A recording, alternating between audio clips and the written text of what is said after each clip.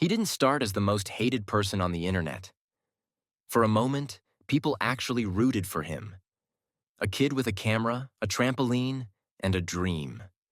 Before the chaos, before the hate, before everything spiraled. This is the story of Jack Doherty. Jack was 12 when he picked up a camera. Not to flex or chase drama, but to simply try something. He watched early creators flip on trampolines, prank their siblings, and build audiences from nothing. He thought maybe he could do the same. His first videos were innocent. Trampoline tricks, basic pranks, and teenage excitement. No ego, no mansions, no drama. Just a suburban kid hoping someone out there might care. And people did. They liked his energy, his harmlessness, his relatability. It felt real, and for a while, that was enough. In July 2016, he uploaded his first official YouTube video, a short montage of his backyard flips. By early 2017, he crossed 1,000 subscribers for the first time, something he celebrated in a shaky iPhone vlog filmed inside his room, decorated with LED lights and posters of other creators he admired. In August 2018, he hit 100,000 subscribers after a trampoline challenge video went viral in his school district. That same year, he filmed lighthearted pranks like leaving sticky notes on his friend's car and doing "floor is lava" inside Target. Small, goofy stunts that bothered no one. The moment that truly launched him came in March 2019, when a clip of him front-flipping over a teacher's desk during a school talent show hit the algorithm and pulled in millions of views overnight. And by early 2020, still just a teenager, Jack celebrated 1 million subscribers with a simple vlog thanking everyone who stuck with him since the backyard days. But as his audience grew, the pressure did too. Views rolled in, first thousands, then millions, and with every spike came the temptation to push further. Jack's solution was simple. Raise the stakes. Bigger pranks, louder reactions, more chaos. The algorithm rewarded it. The audience did too.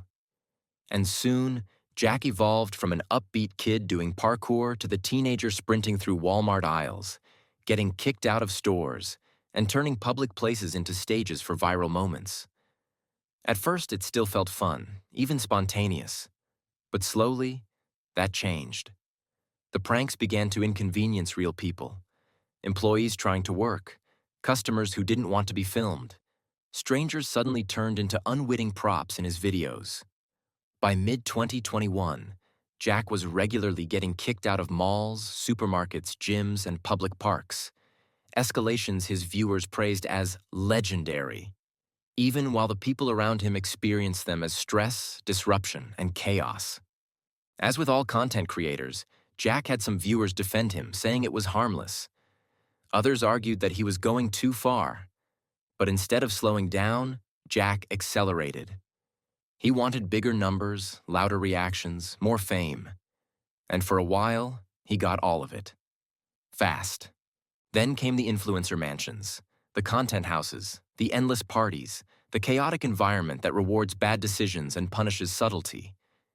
This was where his content shifted into what people later called chaos content. Sneaking into places he wasn't allowed to be. Running from security, constant confrontations with strangers, pushing boundaries because each push brought more viewers. He intentionally provoked people in malls, on sidewalks, and inside restaurants, all while relying on his gigantic security guards to step in when things got heated. He acted as if he was untouchable, because in a way, the numbers convinced him he was. But alongside the fans cheering him on, another crowd formed. One that felt something was off, something unhealthy, something heading toward a cliff. The real turning point came when he committed to IRL streaming. Streaming stripped away the editing, the cuts, the polish. It showed the real Jack in real time.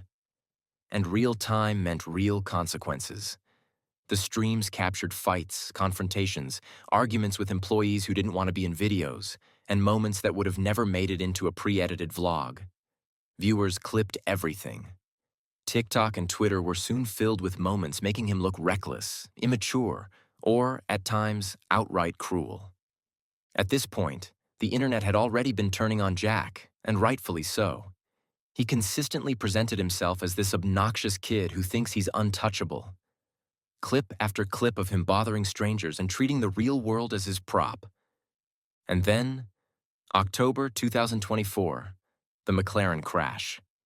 Jack was streaming while driving in the rain.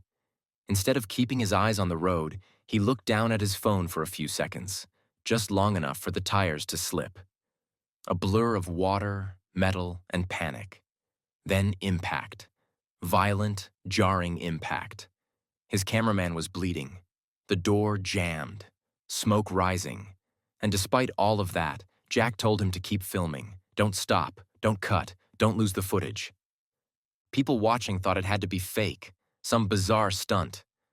But they soon heard the panic in his voice, the fear he tried to mask with jokes, and the confusion as he realized how badly he'd messed up. Clips of the crash went viral instantly, not because it was thrilling, but because it felt wrong. Like watching a creator forget where the content ends and real life begins. The backlash was immediate. People said he cared more about views than the safety of the person sitting inches away from him. They said the crash wasn't an accident. It was proof of a bigger pattern. A kid being rewarded for risk-taking until the risks became real. And the hate grew even more. Faster than before. Faster than he could control. But the crash was only one piece of a larger pattern. Because around this time, Jack had also started appearing on talk shows and interviews where he was questioned about another controversial part of his brand, his promotion of adult content. He had repeatedly pushed OF collaborations, thumbnails, and innuendo, despite having a fan base overwhelmingly made up of minors. During one of his sit-down conversations, George Janko confronted him directly, questioning why he seemed comfortable promoting explicit material knowing his audience was underage. Jack brushed it off, insisting that it made him money and that people were overreacting. But viewers noticed the defensiveness, the awkwardness, the sense that even he knew it was a bad look. There was also an interview, one I couldn't find if I'm being honest, so if you know what interview this was, please let me know in the comments. Nonetheless, in this interview, Jack was reportedly pressed harder about promoting adult content to a young audience. Jack's response was simple. Money.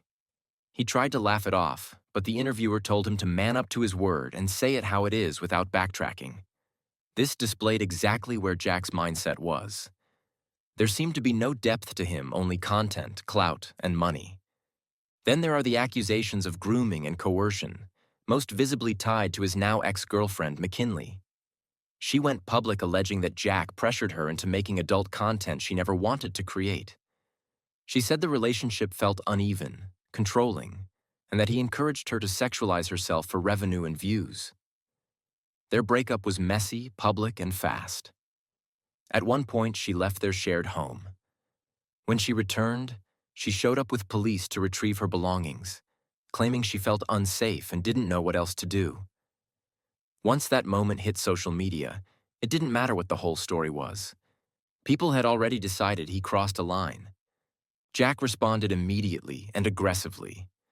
He denied everything, claimed she was twisting the story for attention, and said the police involvement was an over-exaggeration on her part. He accused her of being a gold digger, used insults toward her on stream, and treated the breakup like a spectacle for content. Instead of calming things down, he escalated them. Instead of showing empathy, he mocked the situation. To viewers, it didn't look like someone defending himself. It looked like someone refusing to understand why people were upset at all. And once people took a closer look at his relationships, they started noticing a long-running pattern. Fans said it felt like every relationship he had, romantic or friendly, came with a camera attached to it. When he dated creators, he immediately turned it into content. Staged pranks, over-the-top PDA, thumbnails engineered to go viral. When a breakup hit, he'd move on within days, sometimes hours, to another creator. And girls who had been involved with him later came forward saying the same thing, that the relationship only existed when the camera was rolling, that private moments were turned into monetized content, and that attention mattered more than affection. Even his friendships reflected this pattern. People came in and out of his circle depending on who brought drama, who boosted the algorithm, or who could be used for a viral storyline. To the audience, what once looked like a fun, high-energy lifestyle now looked like a revolving door of people being used until they didn't benefit him anymore. One of the clearest examples of that came when Jack stepped into drama with the Island Boys. During a kick stream with them in 2023, one of the Island Boys slapped Jack, and later Jack claimed they kicked McKinley in the head. He even allegedly told his security, "If they try to touch me, you can't let them leave the property breathing." Then Jack punched one of them on stream. The internet went wild. Some supporters said he was standing up for himself, but most viewers saw it for what it was: another engineered moment of chaos for clout and another sign of his escalating behavior. His platform struggles grew too. On Twitch, he faced multiple bans for violating community guidelines, including harassment, dangerous driving while streaming, and inappropriate content. When he switched to Kick, his reputation didn't improve. Kick suspended him multiple times for on-stream violence, reckless driving incidents, and rule violations involving explicit content. His streaming career became defined by a cycle: break rules, get banned, return, repeat. Then there was the crypto situation. Jack was accused of promoting a cryptocurrency project that many claimed was a pump-and-dump scam. According to critics, he hyped the coin heavily, encouraged fans to invest, and cashed out early. Jack denied everything, saying he never scammed anyone, but the accusations stuck, especially because many creators had been exposed for similar schemes. Whether he was guilty or not, the public lumped him into the category of influencers who used their audience for fast profit. By late 2024 and into 2025, Jack's reputation was in free fall. Every month brought a new controversy, but nothing prepared the internet for what happened in November 2025 when Jack was arrested again, this time during a live-streamed incident involving disorderly conduct, disturbing the peace, and interfering with police. He was taken into custody live on camera. The internet erupted, not in shock, but in celebration. People posted memes. They joked he finally got what he deserved. They said it was long overdue. But the celebration didn't last long. Within hours, Jack was out on bail, fast. Too fast for many viewers. People were angry. They said it proved what they'd suspected all along: that he thought he was above consequences, and somehow it kept working. By now, his life had become a predictable loop. Viral clips, confrontations, arguments, more spiraling. But beneath all of it was the uncomfortable truth: Jack is still young. Younger than many critics realize. Behind the mansions and money was still a kid who once wanted validation. Some see arrogance. Some see immaturity. Some see a system that rewarded shock over responsibility. Others see a creator with no support system and no one willing to tell him stop. But no matter the angle, the internet had already decided the narrative. Jack became the villain. And the internet rarely forgives villains. His story became a cautionary tale. What happens when a child grows up without boundaries, when clout hits too early, when platforms reward the worst instincts? His rise relied on attention. His downfall began the moment people paid too much of it. In the end, Jack's story isn't just about pranks, streaming, or viral drama. It's about what happens when the internet hands a kid unlimited power without guidance. A rise built on adrenaline. A downfall fueled by the world finally getting tired. And the scariest part is simple. He didn't fall because people stopped watching. He fell because they watched too closely. Only time will tell if he learns from it, or continues to livestream his own destruction. And before you go, if you made it this far, it means you care about stories like this. Stories about rise, power, ego, downfall, and the real cost of chasing fame, money, or clout at any price. If you want to see more deep dives like this one, more untold arcs, more rises, and more collapses, make sure you like the video, subscribe to the channel, and turn on notifications. It helps more than you think, and it keeps these stories alive.